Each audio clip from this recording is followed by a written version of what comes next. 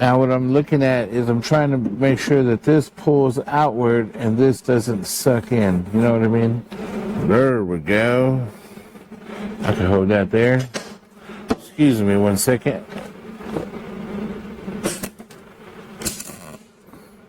Look at there.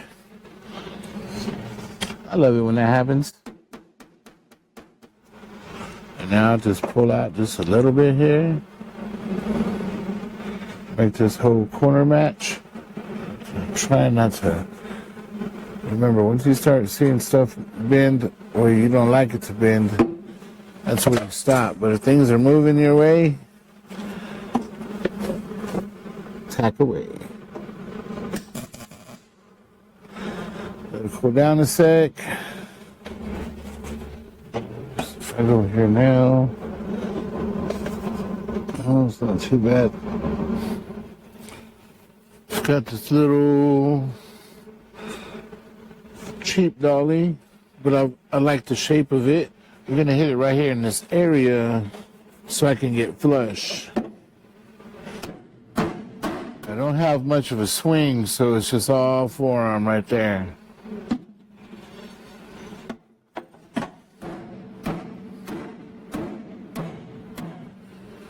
It's too thick if you try to use any kind of stud gun to try to pull it. This stuff is not moving.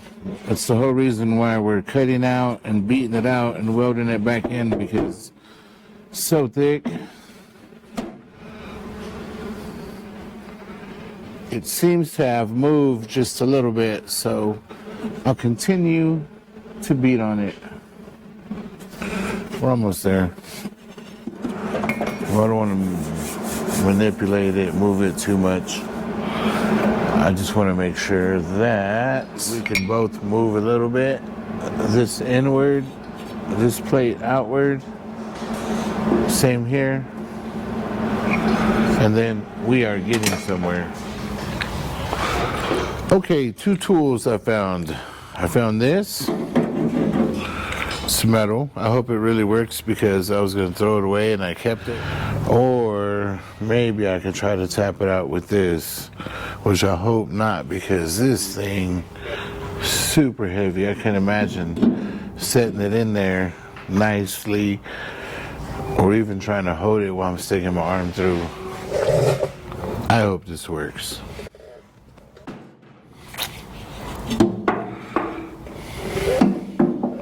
Let me see this dolly here. Woo. I guess Big Bertha it is.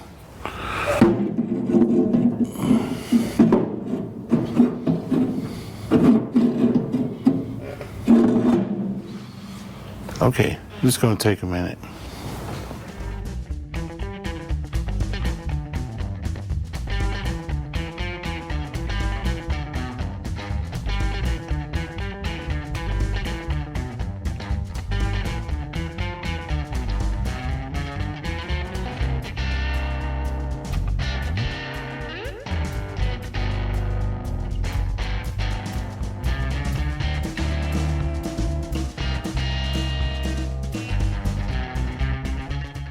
So here we have it, my friends.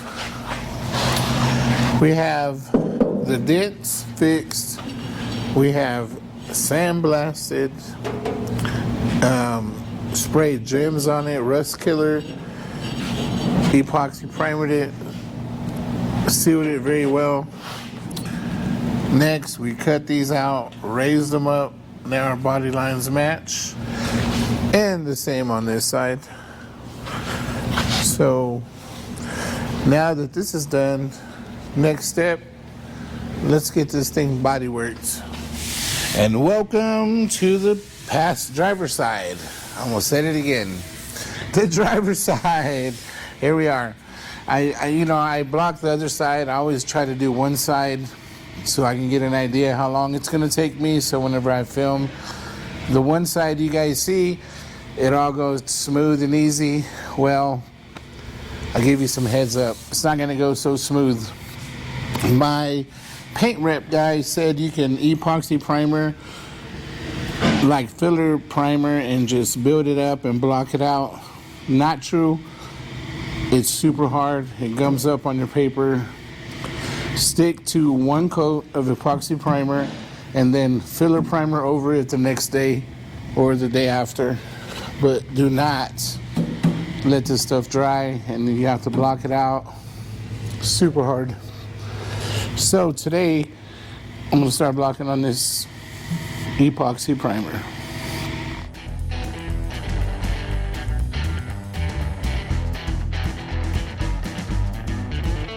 I worked for a few, respected shops in the past, and let me tell you, no matter how good you do your metal work, they'll fill it top to bottom and spread filler on the entire thing, which always guarantees it to come out straight.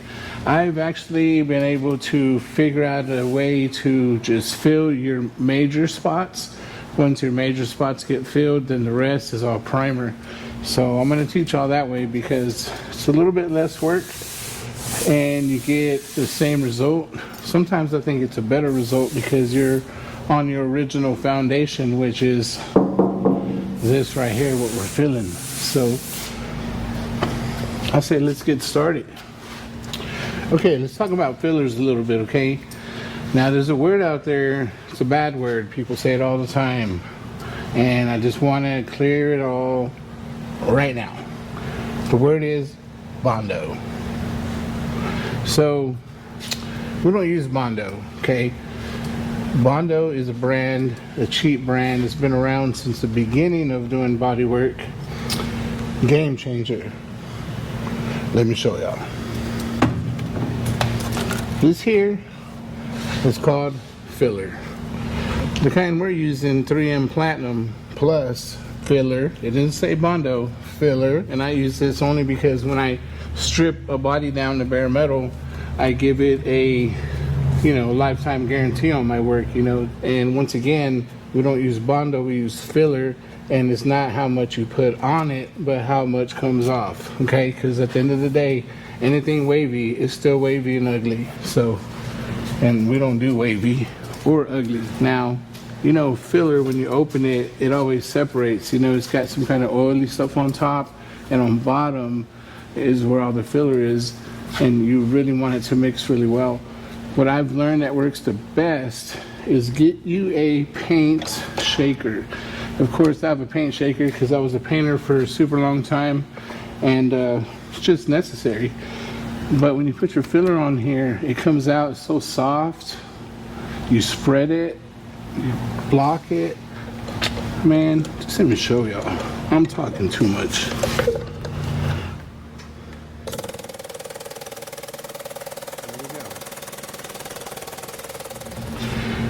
Okay, after a good, I left it for about 5 minutes, maybe, I don't know. I normally wait until the compressor comes back on, and then I'm like, okay, that's enough time. So let's look at what it looks like. Oh, my knife is missing. I will use my coin. Look at that.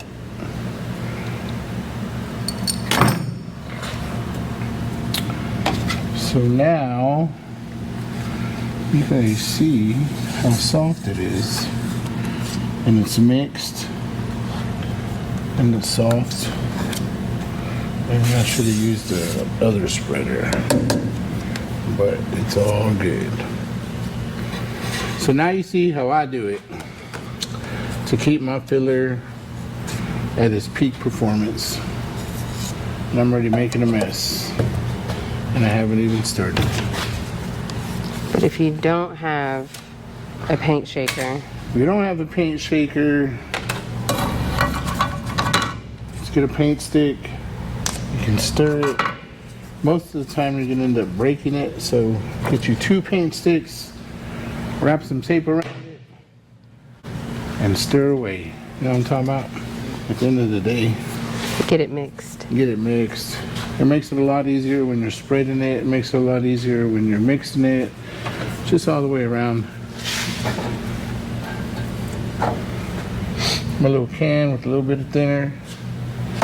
I know some shops hate to waste thinner, but this is actually saving spreaders and they're not having to order them. All right, here we go. Next scene, I'm about to clean this panel off, but look at this. Just touching the filler. I just touched it once. So get ready to get dirty. Filler is no joke. So here we go, wax and grease remover.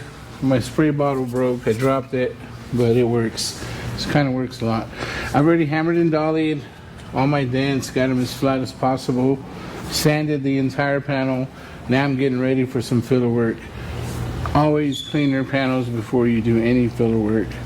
It just makes, it guarantees that it's on there and there's nothing between you and your paint job ever messing up.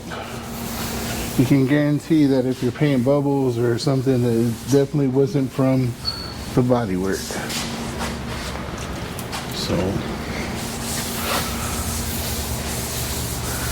now, even though we're not going to spread filler on the entire panel, I still want to clean the entire panel because if I can possibly get every area I need filled, and then I can just block and get this panel fully completed. Okie doke. See all the boo-boo? Squeeze in the pocket before I forget.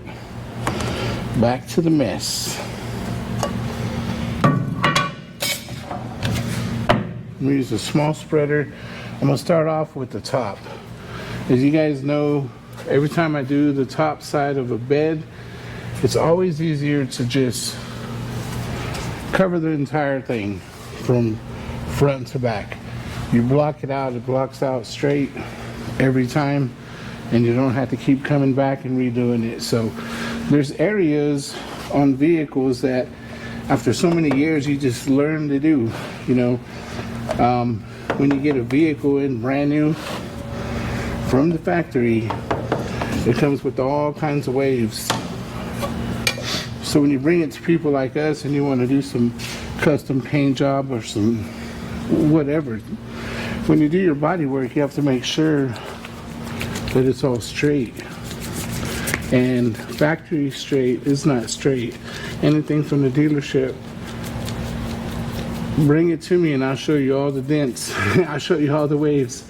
You know, except BMW and Mercedes, boy, their cars are on point. So now, your filler, you see me shaking it, no matter how many times, shake it after every use before you use it, because you're gonna sit there and spread it and all this liquid's gonna come out. You mean hardener? What did I say? You said fill. You called that filler. You said. Oh, okay, hardener. So yeah, our hardener, make sure you shake it very well every single time you use it, because even just sitting there for 5 minutes, it separates, and you don't want this to separate. When you spread it on here, see, look at that, and I spread it good. Awful. Perfect example. You thought you were done shaking? Keep shaking. All right, let me see if this works. Oh, look at that. Okay, there it is. So you've seen how serious this hardener game is.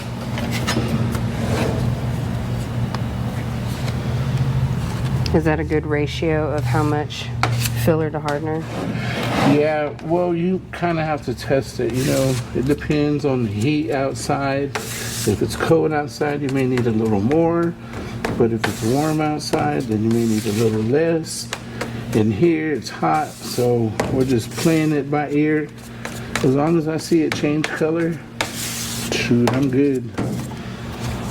What you don't want to do is not put enough in there and let it sit there forever. Now for this, I'm going to use a small spreader to actually put it on the vehicle. And then I'm going to use my big spreader to spread it where I need.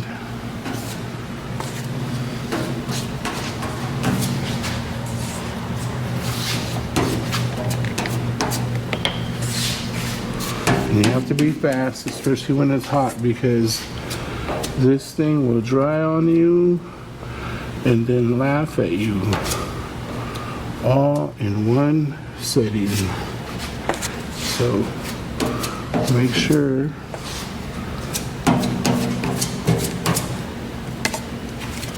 put my brake spreader, come out wide. I can feel it. I can feel it already trying to get hard. I can feel the difference in the texture of the filler as I'm spreading it. It is starting to cure. So as it cures, it makes it a little bit harder to spread. But I'm not the greatest spreader. So there goes the entire top. Once you do all your hammer and dolly marks that you see, go ahead and hit them up. Oh yeah, it's not gonna be no good after this piece right here. You see it? That means it's getting hard. So, time to clean my board. Now, no, I've shown y'all this before. I will show y'all again how I do it in real time. Paint thinner or acetone. When we were in California, there's acetone, there's not really paint thinner. Here we have washer thinner, which works great, especially for your paint gun. It's not as strong as paint thinner, but gets the job done. Just look how nice that is. Look at that. Ready to dirty it up again. And for the back of the board, because that is not a new board.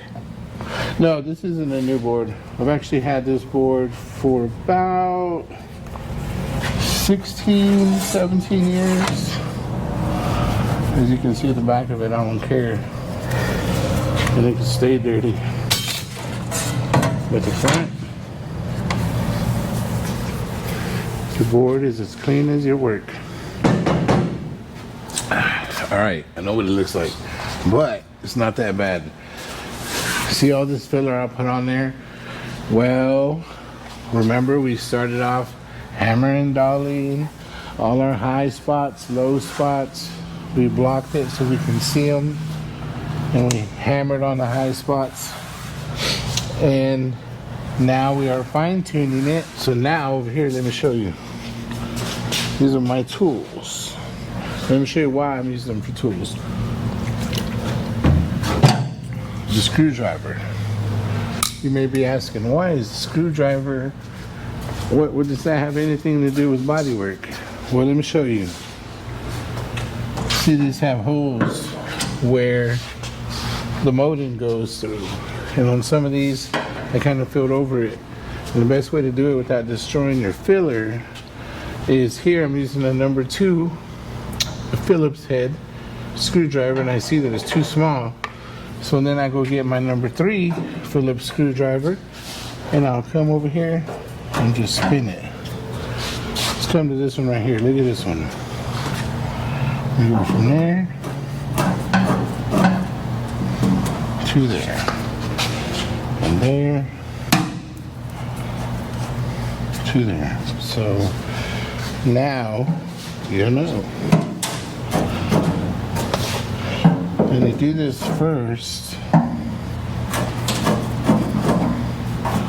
because you don't want to lose your hose. You want to be in full control. So secondly, I brought the hacksaw. Why did I bring the hacksaw? Well, as you see, I wanted my lines to be super flush, okay? Just like I make the doors disappear. This has to look like a one piece when you're looking at it down the side, you know? Now I could have wiped it off whenever it was wet, but I didn't. So now I'll have to sit in here and I've got the tedious job of making my line. So it's no biggie. And last but not least, we get to the business, the main business, which is blocking this thing straight. Here I'll be using 80 grit sandpaper. Just break it off. So here I will go at a, what is it called? Crosshatch. Crosshatch action. And I've got a theory, I don't know, because I can block this thing in 80, I can wipe it down, and I can see, not a shine, but a sheen. I can see a sheen of, in here would be the rafters. And I believe in a certain speed, you know what I mean? Like you gotta block it kind of at an exaggerated pace, you know what I mean? I could be wrong, but it's just always been my theory, and I've had some pretty nice paint jobs that came out super nice because of my body work. So I'm just saying, if there's any scientists out there, help me prove it. So there's really no art to blocking, but there's a language like all other things in life. And the language here, and I'm just blocking a little bit just so you can start to see that I'm starting to break through here, which means I'm putting too much pressure on this side, or this is just super low. And you can see my low spots that I haven't hit yet, where it's sanding real nice, and then my low spots. Now, I'm gonna keep blocking on this. If it starts to look like it's gonna be super low, I'm gonna come back and refill it, and I'll show you that if we run into it. So, let's hope we don't. But surely, you never get it on your first shot. So, just get used to putting mud on, taking it off, putting it on, taking it off.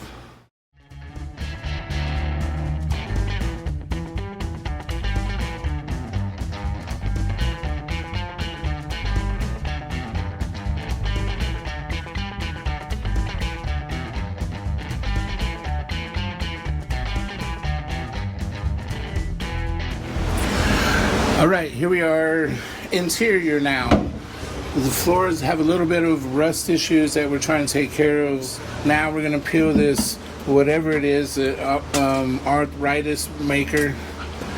If our hands are still willing, then we won't keep going. So let's get this removed, and once all this, whatever it is removed, and then we can get to the problem, which is the floor. And it looks like we're going to be cutting out quite a bit of floor, so we'll see once all this is gone. Let me tell you how necessary it is to get all that stuff off. Even though we are cutting a majority of the floor out, we still have to clean it up and get rid of all of that, because I wouldn't want to work on something that messy. And also, when I finish it and complete it and take my final pictures, I want it all to look great. And that stuff was super sticky. Very sticky.